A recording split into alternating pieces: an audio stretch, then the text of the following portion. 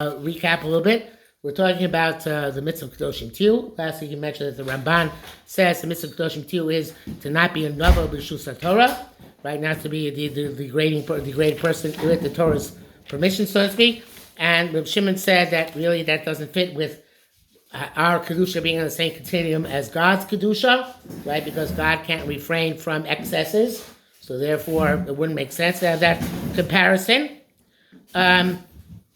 So we're up to Lachein Yirei Daiti, which is right before the second place I have it underlined. Yeah.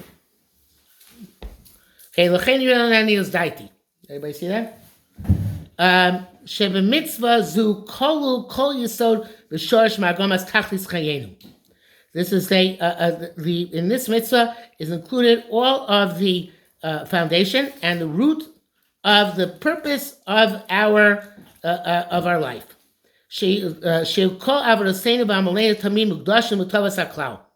That all of our efforts and toil should be devoted to the good of the greater community. We shouldn't use any activity, any movement, hanoah v'tanug, pleasure or indulgence,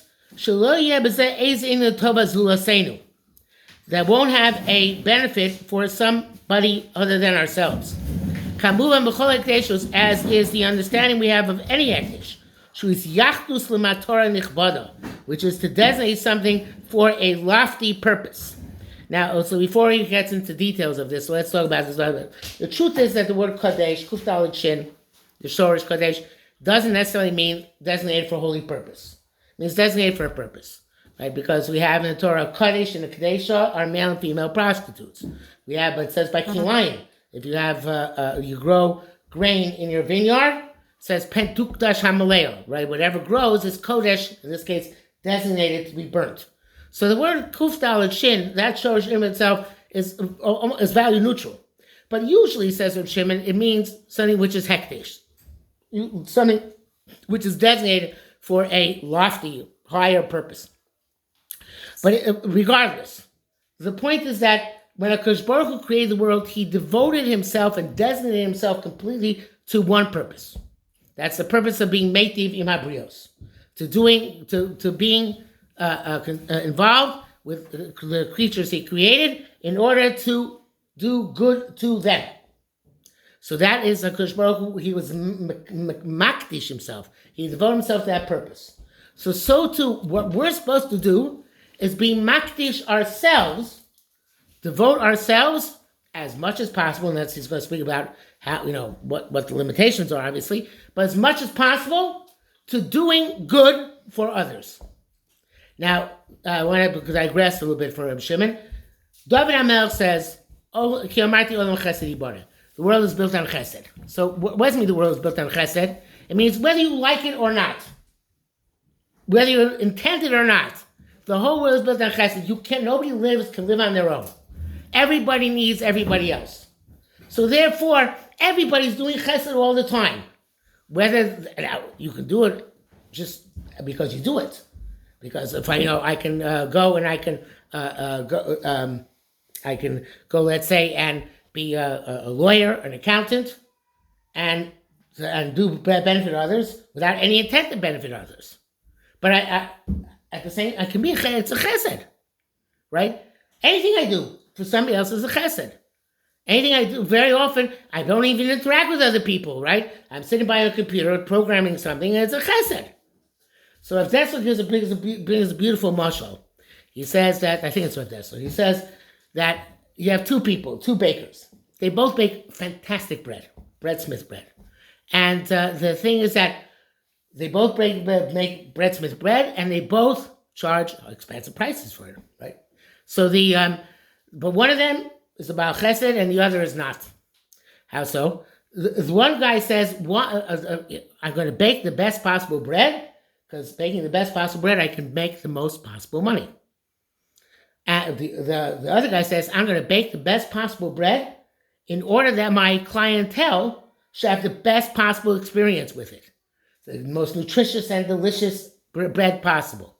They're both making the same quality bread, and they're both charging the same price, but one of them is doing that as a chesed, and the other is doing it not as a chesed. One is giving it as a doing it as a giver, and the other is a taker. The same act. It all depends on the mindset. No matter what. But the question is, are you doing it is that in your cognition when you're actually doing it, or is it not in your cognition? Is that something which underlies everything you do? Now, this is a kind of like a condemnation, unfortunately, of capitalism, because capitalism is based on the assumption that you build a better mousetrap, not in order that people should be able to catch mice better, but because you make more money making a better mousetrap. So the idea is that greed is good, because greed helps people, motivates people to design better products. And that's, so capitalism is based on the assumption that we're making the better bread because we make more money that way. But the Torah perspective is we make the better bread because we want to give pleasure and benefit to other people. What if you have in mind both? What? What if you have in mind both? So we have a Gemara, a very famous Gemara, which says that about Hanosein Tzedakah, Amanas Sheyichya B'ni, right? So it says there by a Jew, he has in mind not just that if his son doesn't live, he's still happy they gave tzedakah. So that also depends on your mindset. Whereas you can have, if you have in mind both, so then it's the fact that you had in mind both is a good thing. It's not the best thing, right? The best thing is that you should have in mind just for the purpose of chesed. But we're human beings. Obviously, we can't be perfect. But if you have, as long as part of your intent is to benefit others, that makes the act an act of chesed, at least in part, if not not completely. Another thing Rav Dessler says, there's a medrash that says that Chanoch, who was a person mentioned in Parshas Bereishis, who went up to Shemayim, Kilokachos Elokim. So it says Chanoch was a cobbler, so a shoemaker. And it says Chanoch, Misakein Minolim Umiached Yichudim. He used to fix shoes, and he used to be miyached yichudim, which normally understand to mean that he had tremendous Kabbalistic, esoteric ideas in his mind, which unite Shamayim and Oretz, which cause all sorts of shefa, all sorts of flow to come down from the higher worlds. So Rabbi Shimon points out, he says, that can't be true. Says because that would be usher. You can't have in mind when you're making somebody's shoes all sorts of Kabbalistic stuff, not because you're dealing with shoes, they're not shoes yet, but because you need to focus on making the shoe, right? It's gezel, it's theft. That's if you're paid hourly. What? That's if you're paid hourly. No, you have to. You're paid for the shoe. Yeah, but if you suppose you miss a stitch, you have to be careful what you're doing. So Rav Shimon says that to make the best possible shoe for your customer, that is being miyachid yichudim. Why is that? Because if you're making the best possible shoe, you're like HaKadosh Baruch Hu. Like HaKadosh Baruch Hu does things out of being native and out of chesed. So too, the person like Chanoch makes the best possible shoe for his customer. That's miyachid yichudim. I am unifying Shamayim and Aretz. Same place on earth, just like what takes place in heaven. So this is the idea of a person constantly doing things, right, for the klal. Now, what the klal is, this thing's going to discuss further, because klal is a very generic term. It literally means the broader population. Can I attack your muscle, by the way? You can attack anything you want. If a guy's doing it to shame chesed, making bread, and not for the money, how is he charging the same price? He has a lot of overhead. He has to feed his family. So he's not doing it for the shame chesed. What? So he's not doing it for the chesed. No. The thought process is to have the best possible bread. Yeah, but everybody has to make a profit. Otherwise, you can't survive. If you're doing a chesed for somebody, you're doing it for free. No. You're not Who said? any money. No. Who said? Of course, chesed. A lot of chesed you have to be paid for. But I'm saying the guy who's doing it for money, he's charging to make money, right? Right. Which means he's going to be overcharging. Okay, that's a separate question. In other words, how does the cheshbon work out that they're both charging the same thing? Right. He doesn't care about how his customers feel or how it digests. He just wants Right. to, hey, listen, I got to make the break to make money. Yes. So he doesn't. It's not cheshbon. I need to make money in order to support my family and this, that, the other thing. He just matched the price just on. Yeah. Okay. So just the point could be in theory it's the same price, right? Not necessarily, obviously. And also he's an insurance agent, and he said he never keeps cheshbon of what he gets per client. He gets panas at the end. He gets panas. Commissions come in. He never keeps track of. Well, that's where more bitachon, right? There's a No, because he said the other one. He can always look back. He said he knows some clients he does more than others because he knows what he sells them, but he never did the math to figure out if one client. Because he said he doesn't want to treat every client. If I'm helping them with their family, with their insurance, then I'm helping them. okay. That's good, right? That's this idea. So he says that now he gets into more details. So you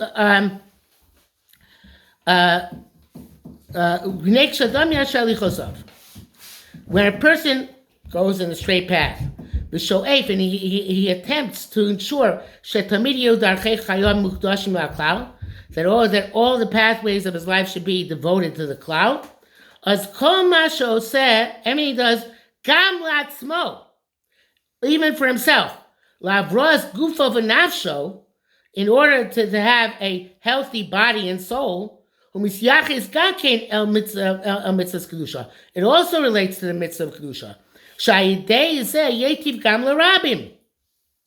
Because this way he's going to be more efficient and more effective at doing good for others.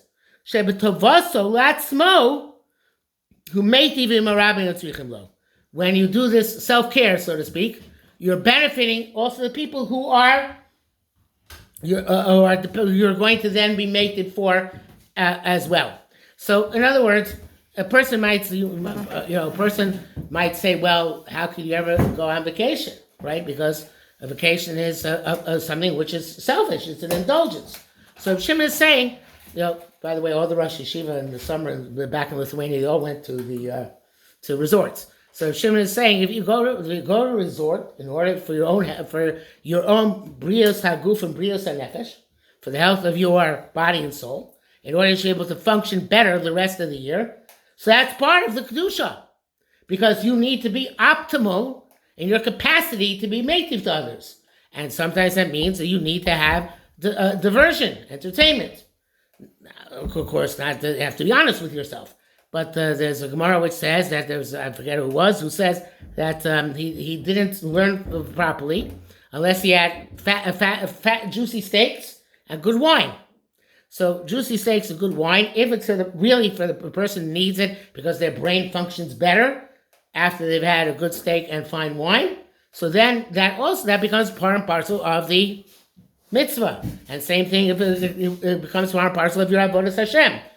Everything, says Reb Shimon, that a person does sincerely and truly for the purpose of being more effective in this world is something which is part of Kedusha.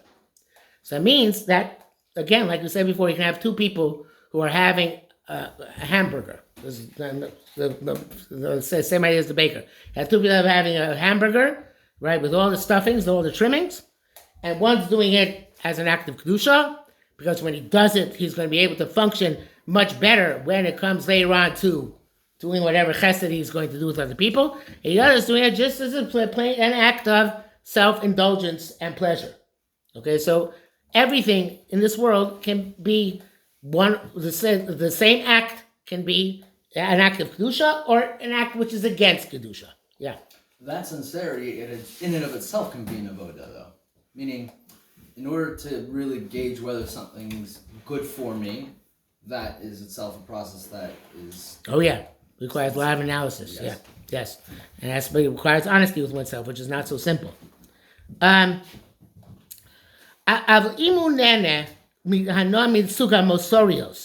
If his pleasure is one which is from excess,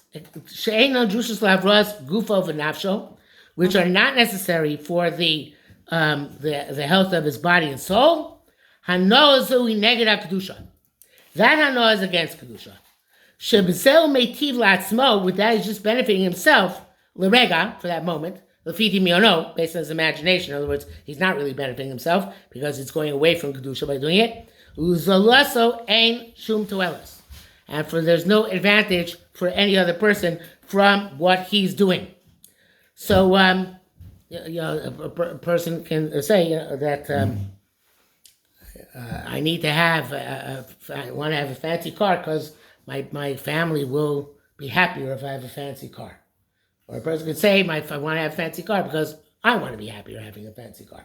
But even then, a person could say, yes, but if I'm happier having a fancy car, then I'll be able to devote myself even better to being mative at other times. So everything is very complicated. Everything needs its own cheshbon, right?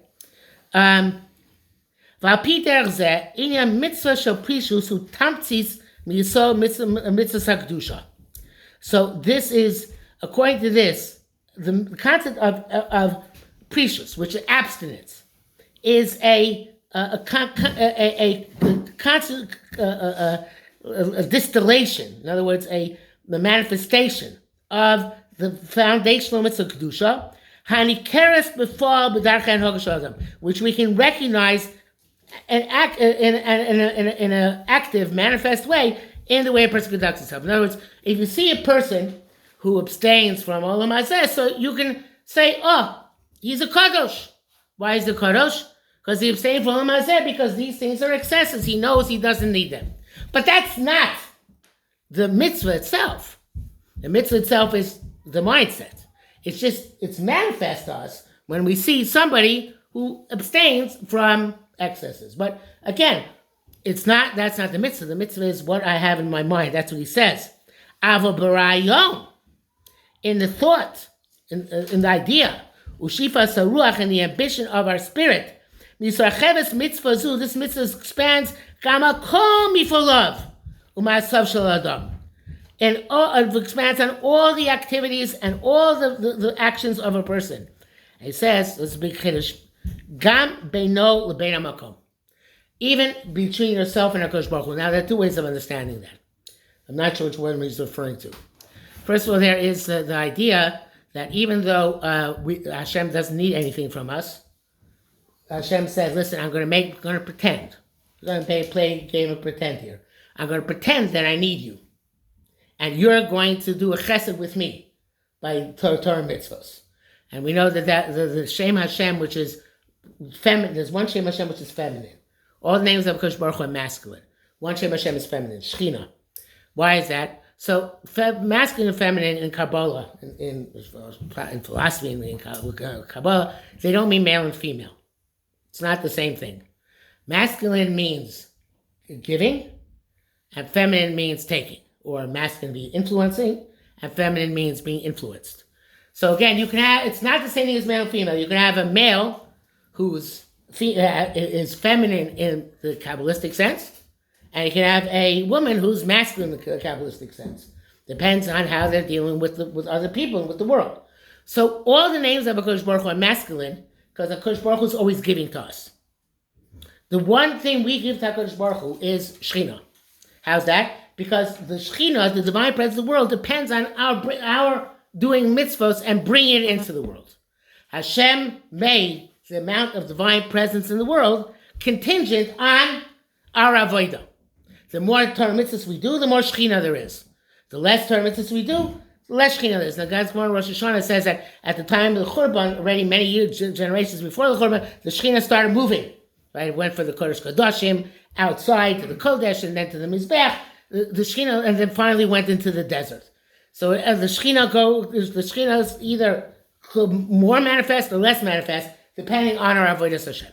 And that HaKadosh Baruch Hu made it that way, and therefore we can say we're mischasid with HaKadosh Baruch Hu. We're doing be mative to Hashem if we bring more Shechina into the world. Okay, that's one possibility.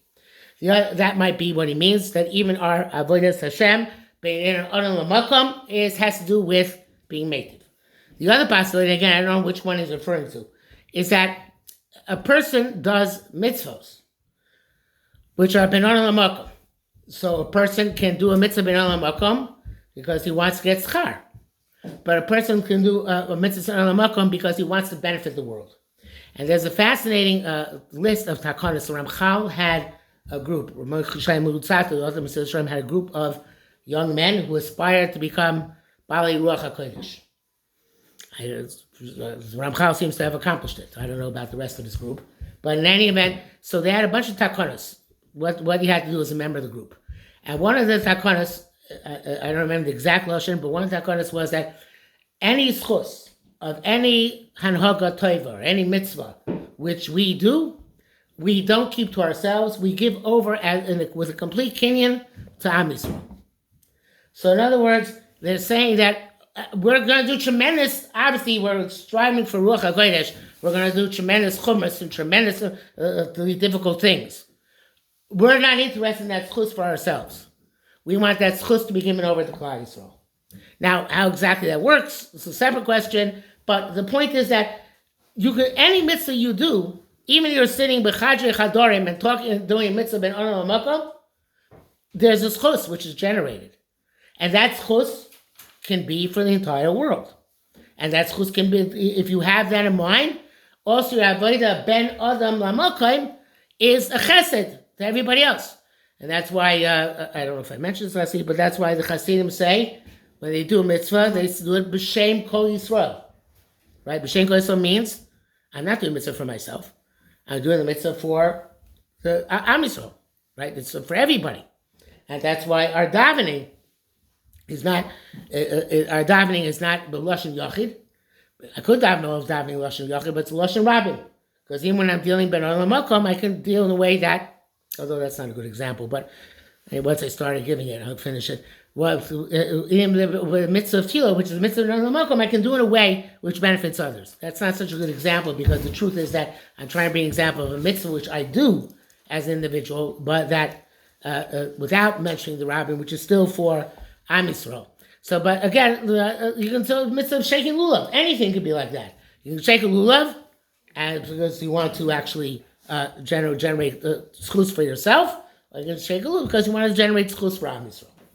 So that is saying, even also it should be to be native to other people. Okay, yeah. When doing that, saying that when one does a mitzvah, he wants to generate the schus to Klal Yisrael. Do you have to genuinely feel you don't want any schus yourself? That's very difficult. Oh, so he's going to get to that. No, that's not. No, definitely not. But I know we're not going to get to it this week, maybe not next week, but we're going to get to it. Okay, it's in the next paragraph towards the. It's in the next paragraph, but not at the beginning of the paragraph. Okay, uviyachazeh. In this way. Obviously,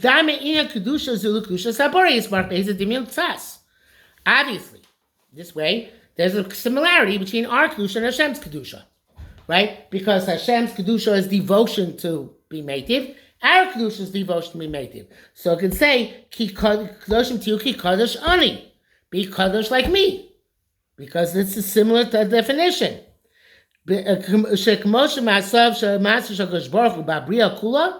Just like the activity of Kadosh Baruch Hu in the entire Bria, and so too at every moment that Hashem sustains the world, Kol Masav, all of Hashem's activities, are for the benefit of others. So to Kadosh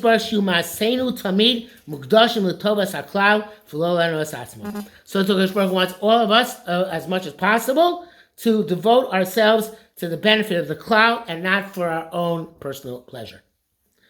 However, in Yomar Hadam, first will say lachnias tivo, to suppress his nature, lagia lemida yiseira, to reach a high measure. He doesn't want to have any thought about himself. And this is what comes back to what we were saying about before about having thoughts, not just for others, but also for oneself. A person can say, I know I'm completely about others. I'm not at all about myself. I want to get to that madrega where nothing is about me. All of his ambitions and efforts are only to do good to others. And that way, I'm going to be just like Hashem. Exactly. Just like Hashem's wrath in the entire creation. conducting the world, it's only to do good to others, not for himself at all. At first glance, it would possible to say, a person reaches this level, he's going to reach the ultimate perfection. That's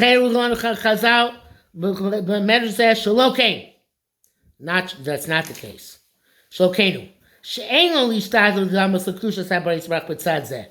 We shouldn't think and shouldn't make an effort to be like Kodesh Baruch Hu in that complete sense.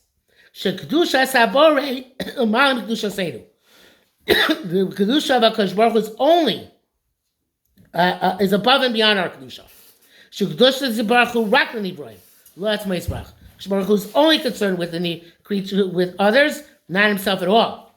Shelo nidvasef v'lo yidvasef. There was never added, nor will there ever be added. Shum misar labari, any advantage to Kodesh Baruch Hu, aydei ma'asav, through the action, Shasav will say that he does. That he did and that he does. V'chol ratzoni yizbarach leitiv l'nivroim. And it's all about doing good to others. But that's not what he wants from us. And of course, this is going to cause a great difficulty because now Reb Shimon seems to be backtracking, saying, "Well, wait a second. Let me take back a little bit of what I said before. That's going to be a problem. Obviously, he's going to have to deal with it." But he says, "I'll get." It's a famous case in Maseches Bava Metzia. Two people in the desert.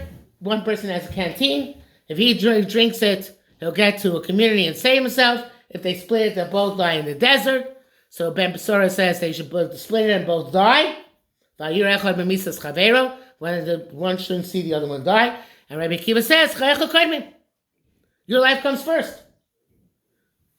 Right? Seems like looking out for number one. That's what it seems to that Gemara. Also, V'gam Ramzu Lana Farish Samikra.